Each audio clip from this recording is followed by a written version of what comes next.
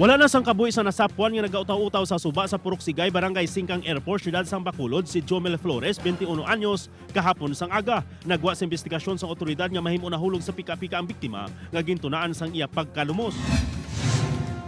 Napilasan ang apat nga nakasakay sa traysikol sang disgrasya nga nabungguan sa pribado nga salakyan sa Barangay Baybay, Roa City, Capiz. Kalakip sa mga pilason ang driver nga si Ryan Ismulayan kag tatlo ka mga pasahero kag duha diri minor de edad nga sanday Rose Ann kag alias Aryan. Luwas na sa katalagman ang apat. Ginamaniho ni Ambrosio Borda ang SUV. Arestado si Jedan Cortez sang Mabilo, Kalibo, Aklan sa ginkasa nga drug bypass operation sang Provincial Drug Enforcement Unit.